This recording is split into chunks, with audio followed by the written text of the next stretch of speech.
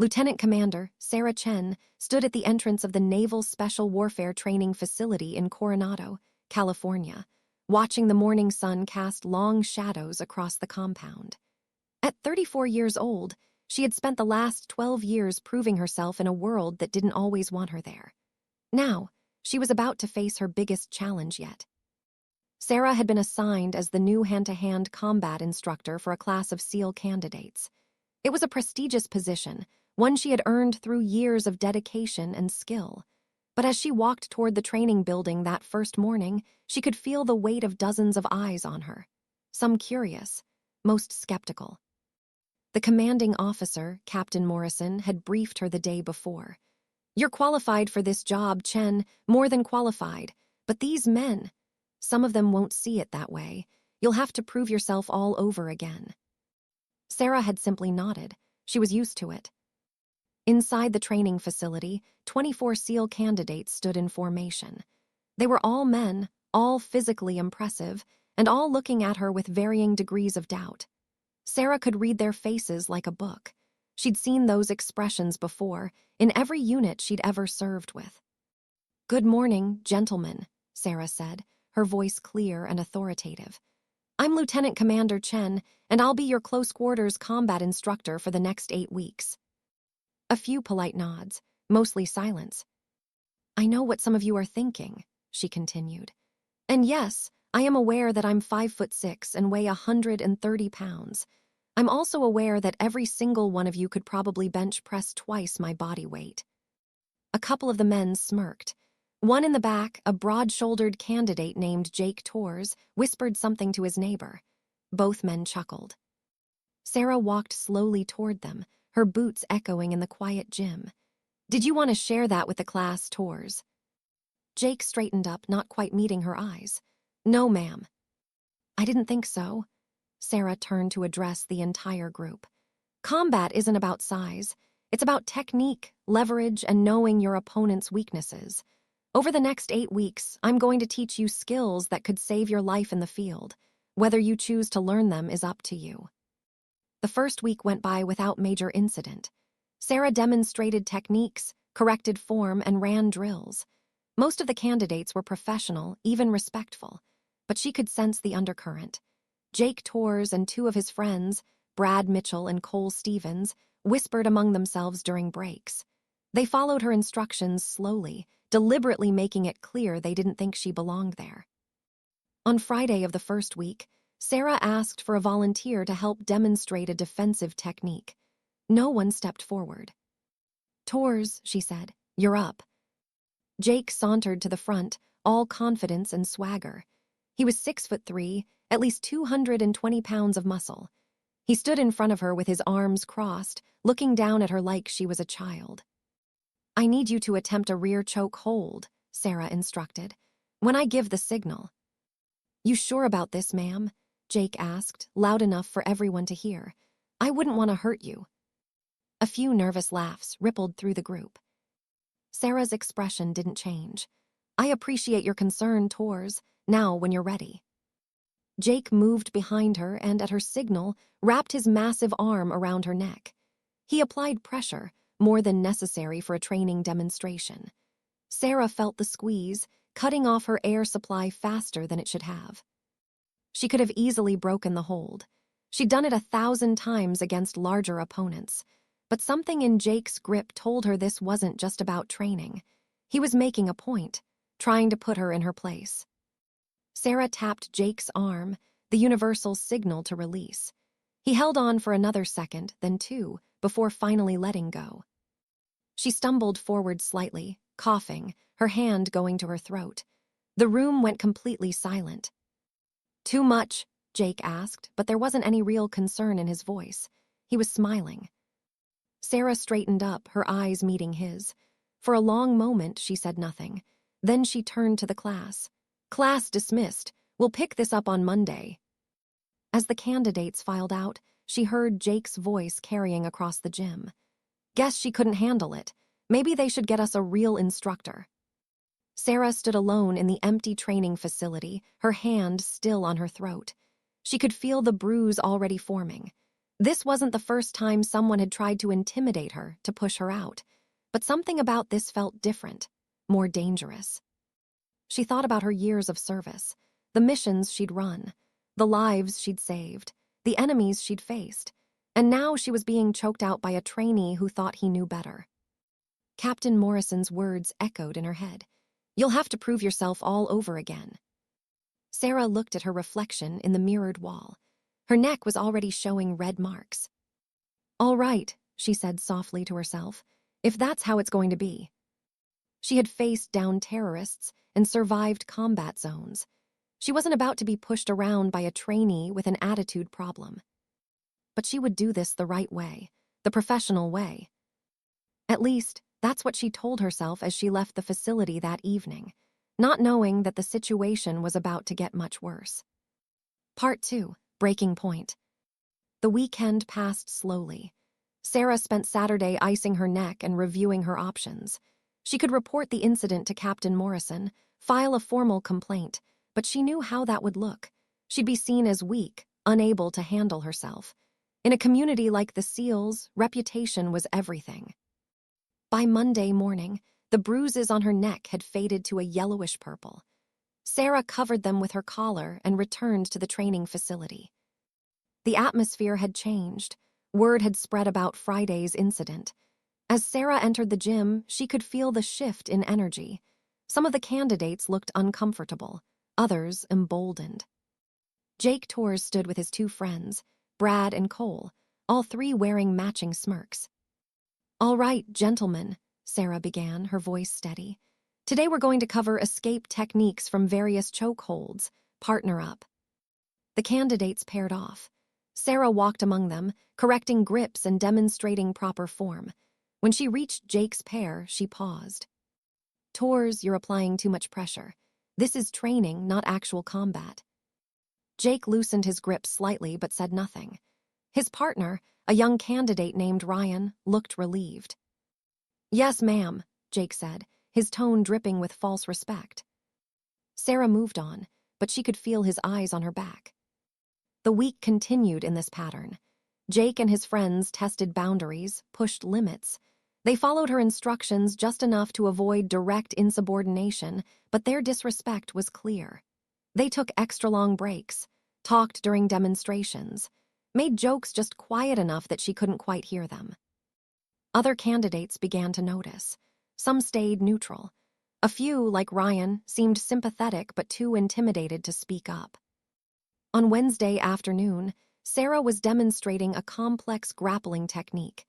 She called Jake to the front again, determined not to show fear. "Same as before," she said. "Rear choke hold. But this time I'm going to show the class the proper escape." Jake moved into position. When he applied the hold, he squeezed hard, even harder than Friday. Sarah immediately began the escape technique, but Jake adjusted, increasing the pressure. Her vision started to blur. She could hear someone in the class say, "Hey, ease up." Jake held on. Sarah's lungs burned. She executed a strike to his ribs, harder than she'd intended, harder than was appropriate for training. Jake grunted but maintained the hold. Finally, she drove her heel down onto his instep with full force. Jake released her, stumbling back. Sarah spun around, gasping for air, her face red. The entire class stared in shocked silence. "You okay, ma'am?" Jake asked, massaging his foot. "You tapped out pretty quick there. Maybe you should demonstrate on someone smaller." The anger that flashed through Sarah was white-hot. For a moment, she almost lost control, almost showed them exactly what 12 years of combat training could do, but she caught herself. "Class dismissed," she said quietly. "Early." As the candidates left, she heard Brad's voice. "She can't even handle a basic training drill. This is pathetic." That evening, Sarah sat in her small apartment off base, staring at the phone. She should call Captain Morrison. She should report this. But every time she reached for the phone, she stopped. If she reported it, she'd be admitting she couldn't handle the situation. She'd be proving right everyone who ever said women didn't belong in combat roles. The investigation would be messy, divisive. Her career might survive, but her reputation wouldn't. She looked at herself in the bathroom mirror. New bruises circled her neck, darker than before. She'd covered them up each day, but they were getting harder to hide. Sarah had survived things these candidates couldn't imagine. She'd been shot at in Iraq, had faced down enemy combatants in Afghanistan. She'd earned her SEAL qualification through sheer determination, completing the same training as the men, meeting the same standards. But none of that seemed to matter here. The next day, Thursday, Sarah arrived at the facility early. She was setting up equipment when Captain Morrison walked in. "Chen," he said, his expression concerned. "We need to talk." Sarah's stomach dropped. "Sir." "I've been hearing things about tensions in your class, about incidents during training." He looked at her neck, where her collar didn't quite cover the bruises. "Is there something you need to report?" This was her chance. She could tell him everything. But as she opened her mouth, she thought about what would happen next. The investigation. The questions. Jake and his friends would claim it was just aggressive training. Their word against hers. And even if she won, she'd forever be known as the instructor who couldn't handle her class. "No, sir," Sarah said. "Training is proceeding normally. Some candidates are more aggressive than others, but nothing outside standard parameters." Captain Morrison studied her for a long moment. "Sarah, I've known you for 5 years. If someone is crossing a line..." "They're not, sir. I can handle it." He didn't look convinced, but he nodded slowly. "All right, but my door is open if that changes." After he left, Sarah leaned against the wall, her hands shaking. She just lied to a superior officer. But what choice did she have? That afternoon's training session was the worst yet. Jake seemed to sense that she hadn't reported him. He was bolder, more aggressive. During a sparring drill, he accidentally threw her harder than necessary. She hit the mat hard, the wind knocked out of her. "Sorry, ma'am," he said, offering a hand to help her up. "Lost my balance." Sarah ignored his hand and stood on her own. The other candidates watched, waiting to see what she'd do. She did nothing, just continued the class. That night, alone in her apartment, Sarah finally broke down. She sat on her bathroom floor and cried not from pain, but from frustration, from the unfairness of it all. She'd worked so hard, sacrificed so much, and it still wasn't enough. But as she wiped her tears, something hardened inside her. She'd been trying to prove herself the way they wanted, by being professional, by taking it, by showing she could handle anything they threw at her. Maybe it was time for a different approach. She stood up and looked at herself in the mirror again. The bruises, the red eyes, the exhaustion. "They want to see what you're capable of," she said to her reflection. "Fine, let's show them." Friday morning arrived with gray skis and the smell of rain. Sarah dressed carefully, choosing a training uniform that would allow maximum mobility. She braided her hair tight, secured it. No distractions today.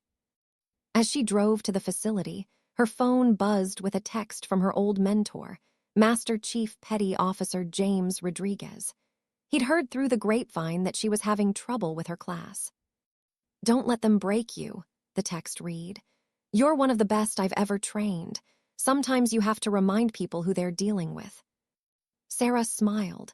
James had been her instructor during her own SEAL training.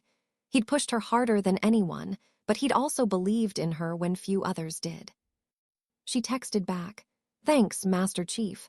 I think it's time for a lesson they won't forget." When Sarah entered the training facility, the candidates were already there, warming up. Jake, Brad, and Cole stood together as usual, talking and laughing. When they saw her, their conversation stopped, but the smirks remained. "Good morning, gentlemen," Sarah said, her voice different today. Harder. "Today's lesson is going to be practical application. Everything you've learned over the past 2 weeks you're going to need to use." She walked to the center of the mat. "Tors, Mitchell, Stevens, you 3 are up." Jake exchanged glances with his friends. "All 3 of us, ma'am." "That's correct. You're going to attempt to subdue me using any combination of the techniques we've covered. I'm going to defend myself." She paused. "Full contact, within reason." A murmur went through the class. This wasn't standard training protocol. "Ma'am," Ryan spoke up hesitantly, "is that really?" It's fine, candidate, Sarah said. Unless Tors and his friends don't think they can handle it. Jake's jaw tightened. The challenge was clear, and backing down now would make him look weak in front of the entire class. We can handle it, he said. The three men stepped onto the mat. Together, they outweighed Sarah by at least 400 pounds. They had reach, strength, size. To any observer, this looked like a terrible mismatch. Sarah had positioned herself deliberately. The rest of the class formed a circle around them, watching. She needed witnesses, needed everyone to see this. Whenever you're ready, she said. For a moment, no one moved. Then Jake nodded to Brad and Cole. They spread out, trying to surround her. Brad moved first, rushing in with a tackle. Sarah sidestepped smoothly, using his momentum against him. She caught his arm, twisted, and sent him sprawling across the mat. He hit hard and rolled to his feet, surprised. Cole came next, attempting a choke hold from behind. Sarah dropped her weight, broke his grip with a sharp elbow to his ribs, then swept his legs. He went down. Jake was more cautious. He'd seen what she could do now. He circled, looking for an opening, while Brad and Cole recovered and rejoined. They came at her together this time, coordinated, smart. But Sarah had fought in Fallujah. She'd cleared buildings filled with armed insurgents. 3 unarmed trainees, even big ones, weren't the most dangerous thing she'd ever faced. She moved like water, flowing between their attacks. When Brad grabbed for her, she used a joint lock that sent pain shooting through his shoulder. He released immediately. When Cole tried another rear attack, she threw him over her hip using his own weight and momentum. Jake managed to get a hold on her, his superior strength showing. For a moment, they grappled. He was trying to force her to the ground, using his size advantage. Sarah let him think he was winning. Then she executed a technique so fast that most of the watching candidates gasped. She trapped his arm, rotated her hips, and suddenly Jake was airborne. He crashed onto the mat with a sound that echoed through the gym. Before he could recover, Sarah had him in a submission hold. Not enough to injure, but enough that he couldn't move without causing himself serious pain. Tap, she said quietly, her voice leveled despite her exertion. Jake's face was red, whether from effort or embarrassment she couldn't tell. He tapped. Sarah released him immediately and stood. All 3 men were on the mat, breathing hard. She wasn't even winded. The gym was absolutely silent. Sarah looked around at the class, making eye contact with each candidate. Combat isn't about size, it isn't about strength. It's about skill, training, and experience. I've spent 12 years earning my place here. I've fought in 2 combat zones. I've earned every qualification I hold. She turned specifically to Jake, who was slowly getting to his feet. The next time you question whether I belong here, remember this moment. The next time you think about disrespecting me or any other instructor, remember how quickly I put all 3 of you on the mat. Jake's face was flushed, but he met her eyes this time. Really met them, perhaps for the first time. She saw something shift there. Recognition, maybe. Respect, possibly. Or maybe just understanding that he'd severely misjudged who he was dealing with. Yes, ma'am, he said quietly. Brad and Cole echoed him. Sarah nodded. Good. Now the rest of you, I want you to partner up and practice the hip throw technique I just demonstrated. Tors, Mitchell, Stevens, you're with me. We're going to go over exactly what happened and why it worked, so you can learn from it. As the class resumed training, the atmosphere was completely different. The candidates worked with focus and respect. The whispers and smirks were gone. Ryan approached Sarah during a break. Ma'am, that was incredible. It was necessary, Sarah said. But it shouldn't have been. Remember that when you're in a leadership position someday, respect should be given based on qualification and rank, not demanded through physical demonstrations. That evening, Captain Murison called Sarah into his office. She walked in wondering if she'd crossed a line, if she was about to be reprimanded. I heard about what happened in class today, he said. Sarah stood at attention. Sir, I can explain. He held up a hand. 3 candidates came to see me this afternoon. Tors, Mitchell, and Stevens. They wanted to formally apologize for their behavior over the past 2 weeks. They admitted they'd been insubordinate, disrespectful, and had deliberately attempted to undermine your authority. Sarah's eyes widened slightly. She hadn't expected that.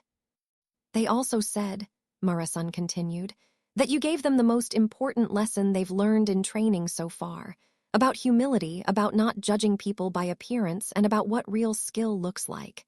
He smiled. So, whatever you did, it worked. Class is back on track. Thank you, sir. Sarah, he said, his tone shifting to informal, I know it's been hard, being the first woman in this position, having to prove yourself over and over, but you're doing it right. These men needed to learn this lesson, and you taught it without seriously injuring anyone or losing your temper. That takes real control. After she left his office, Sarah allowed herself a moment of satisfaction. She'd won this battle, but as she walked to her car, she couldn't shake the feeling that something still wasn't quite right. She'd gained the respect of her class, but respect earned through intimidation, even justified intimidation, wasn't the same as respect given freely. She wanted more than that. She wanted to actually reach these men, to teach them, to be the instructor she knew she could be. The weekend brought rain to Kanada, the kind of steady downpour that seemed to wash everything clean. Sarah spent Saturday morning running along the beach despite the weather, thinking about the week ahead. She'd proven she could physically dominate her class, but she'd been a SEAL long enough to know that fear and respect weren't the same thing. She needed a different approach. On Monday, she arrived at the facility early and reorganized her lesson plan.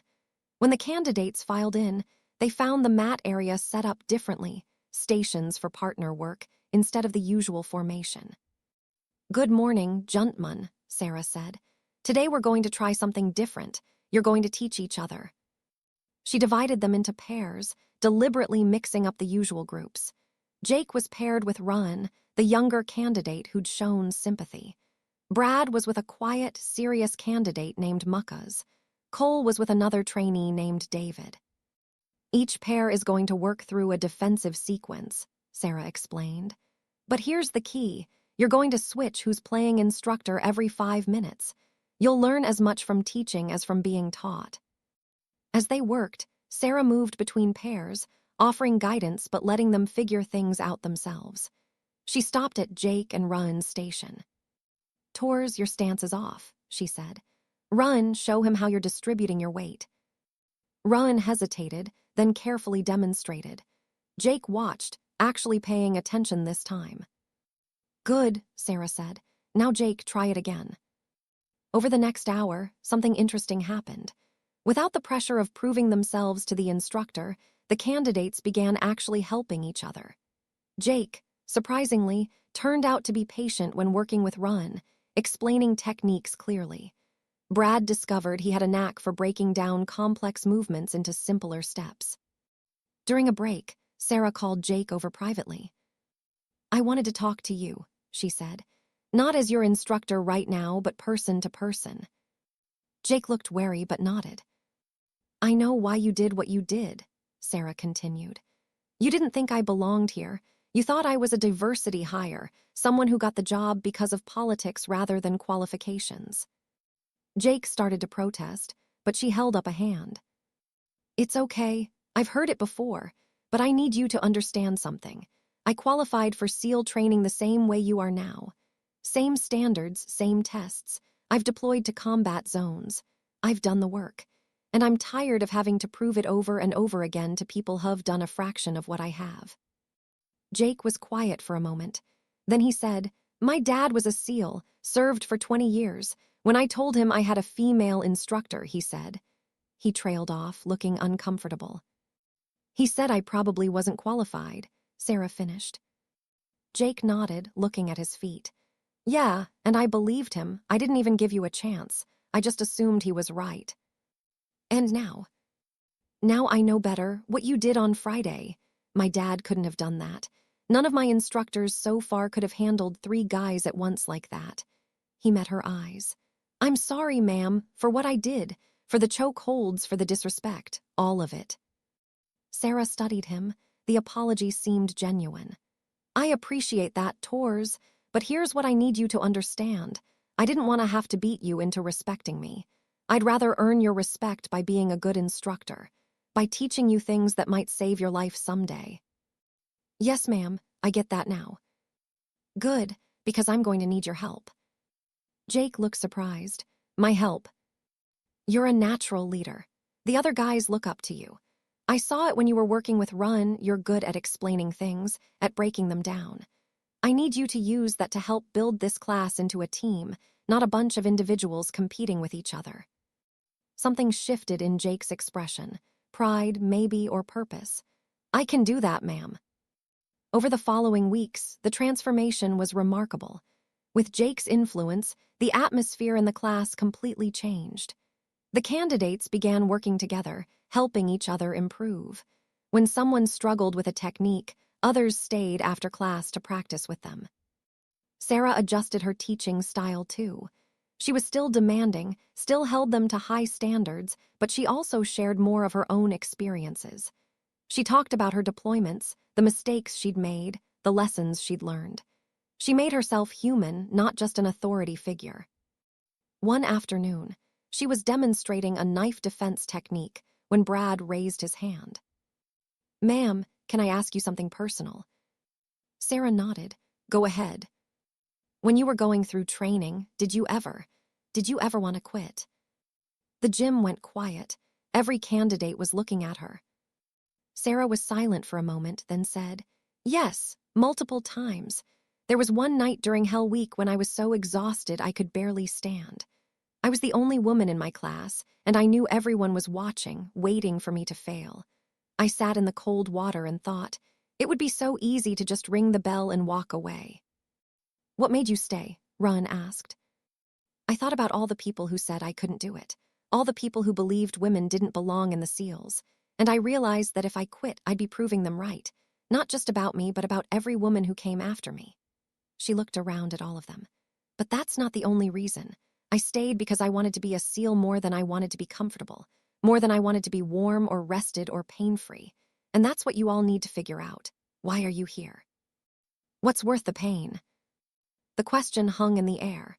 Sarah could see the candidates thinking, each one confronting their own motivations. Later that week, Captain Murason pulled her aside. I've been observing your class. The change is incredible. You've turned them into a real team. They're good men, Sarah said. They just needed the right direction. It's more than that. You could have held what happened against them, could have made them suffer for it, but you chose to build them up instead. That's real leadership, Sarah. But despite the progress, Sarah still felt something was incomplete.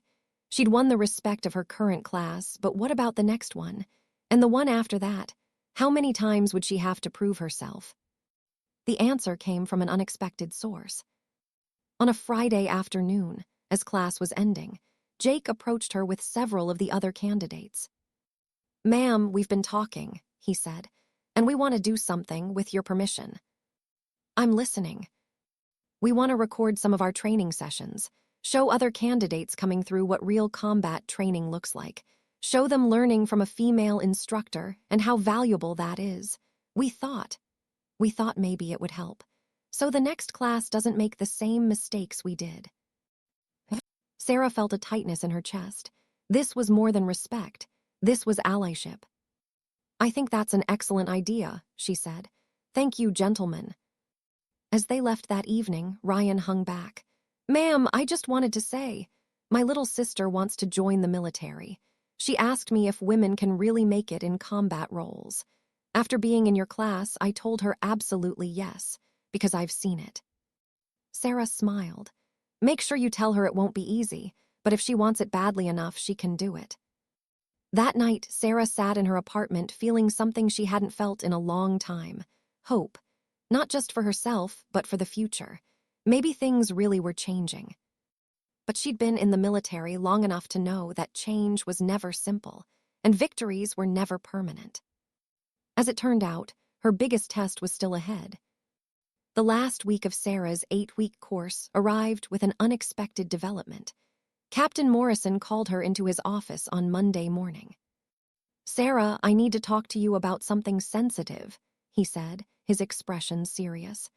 Admiral Hastings is visiting the facility on Friday. He wants to observe your class. Sarah's stomach tightened.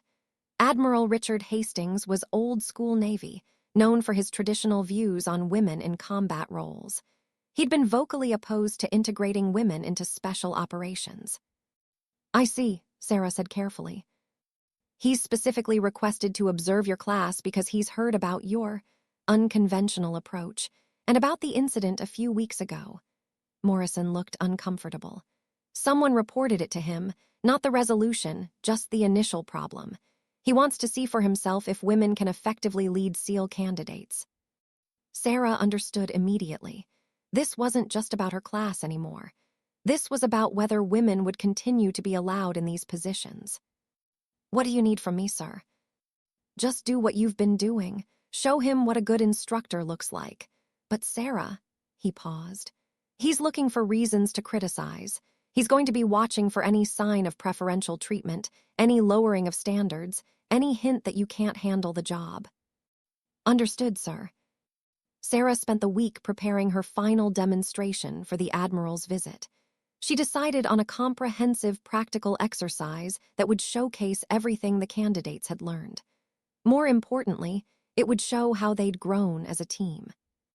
On Friday morning, Admiral Hastings arrived with an aide and another officer Sarah didn't recognize. He was in his late 50s, tall and imposing, with steel-gray hair and an expression that revealed nothing.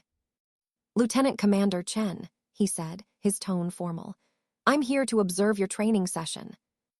Yes, sir. We're honored to have you. The Admiral took a seat at the side of the gym with his officers. Sarah could feel his eyes on her, evaluating, judging. She turned to her class. All 24 candidates stood at attention. She could see the nervousness in some of their faces. They knew what was at stake. At ease, gentlemen, Sarah said. Today we're going to run a full scenario exercise. Everything you've learned over the past 8 weeks, you'll need to use. Tor's your team leader. Divide into 3 squads and prepare for close-quarters combat simulation. For the next 2 hours, Sarah ran her class through an intensive exercise. She designed scenarios that tested not just their physical skills, but their decision-making, teamwork, and adaptability. The candidates performed beautifully, moving with precision and coordination. Jake had indeed become a strong leader. He directed his team with confidence, but also listened to input from others. When Ryan suggested an alternative approach to one scenario, Jake considered it and implemented it. It worked perfectly. Admiral Hastings watched everything, taking notes, his expression unreadable. During a break, the Admiral approached Sarah. Lieutenant Commander, I'd like to see you demonstrate some techniques yourself. Partner with... He looked at the candidates. Tor's, he's your largest candidate, correct? Sarah's heart sank. She knew exactly what he was doing. He wanted to see if she could actually handle herself against superior size and strength, or if her effectiveness was just about teaching theory. Yes, sir, she said evenly. Jake stepped onto the mat, and Sarah could see the concern in his eyes. He didn't want to hurt her, but he also knew he couldn't go easy on her in front of the Admiral. Full contact, the Admiral said, as if it were a real combat situation. I want to see realistic application. Sarah nodded. Understood, sir. Tor's. Ready, ma'am. They began. Jake came at her with controlled aggression, using the techniques she'd taught but also his natural advantages. This wasn't like the demonstration a few weeks ago.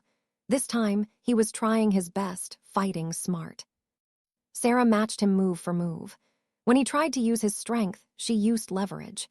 When he tried to use his reach, she closed the distance. They grappled, struck, defended, and countered in a display that showed exactly what 8 weeks of intensive training could accomplish. Finally, Sarah saw an opening. She executed a complex combination, a feint, a joint manipulation, and a throw that put Jake on the mat. She controlled him there, not with a submission hold, but with positioning that rendered his size advantage useless. Yield, Jake said, tapping the mat. Sarah released him and helped him up. Both were breathing hard. The Admiral's expression still revealed nothing. Again, I want to see if that was luck. They went 2 more rounds. Jake tried different approaches, used different techniques. Each time, Sarah adapted and eventually gained the upper hand. Not because she was stronger, but because she was more skilled, more experienced, more tactical. After the 3rd round, the Admiral stood. Sufficient, return to your class tours. As Jake rejoined the others, the Admiral turned to Sarah. Lieutenant Commander, I came here today prepared to write a report recommending that women be removed from SEAL instructor positions. Sarah's heart stopped. She stood at attention, waiting. I was told that you'd had disciplinary issues, that candidates had disrespected you, even assaulted you during training. I was told that you couldn't maintain order or command respect. He paused, looking at the class, then back at her. What I saw today was one of the most professional, competent, and effective training sessions I've observed in 30 years of Navy service. Your candidates are skilled, disciplined, and function as a cohesive unit. You've taught them not just techniques, but tactical thinking and teamwork. Sarah didn't dare breathe. Moreover, the Admiral continued, when I tested you personally, you demonstrated exceptional skill. You handled a larger, stronger opponent with ease, using exactly the kind of tactics that save lives in real combat situations. He stepped closer, lowering his voice so only she could hear. I was wrong, Lieutenant Commander. I've spent years believing women didn't belong in special operations. Today, you proved me wrong, not with politics or arguments, but with simple, undeniable competence. Then, loud enough for everyone to hear, he said, my report will recommend that this program be expanded, that more female instructors be integrated into SEAL training, because if they're half as good as you, they'll make our warriors better. Sarah felt tears threatening but held them back. Thank you, sir. The Admiral turned to address the class. Candidates, you've been privileged to train under an exceptional instructor. You will likely never fully appreciate how lucky you are. Learn from her. And when you're in the field someday, when the techniques she taught you save your life or the life of a teammate, remember this moment. Remember that expertise and skill have nothing to do with gender, size, or preconceptions. He left shortly after, his aides scrambling to keep up. The gym erupted in cheers. The candidates surrounded Sarah, congratulating her, thanking her. Jake stepped forward, offering his hand. Ma'am, I'm sorry for what I put you through at the beginning, but I'm grateful for what you taught me. Not just the combat stuff, but about being wrong, about keeping an open mind, about respecting people based on what they can do, not what they look like. Sarah shook his hand.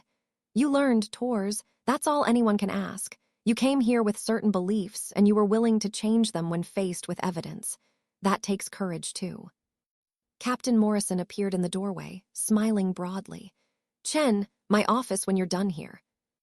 20 minutes later, Sarah sat across from Morrison's desk. The Admiral wants you to develop a training program for other instructors, Morrison said. Teaching them how to build cohesive units, how to earn respect, how to handle resistance.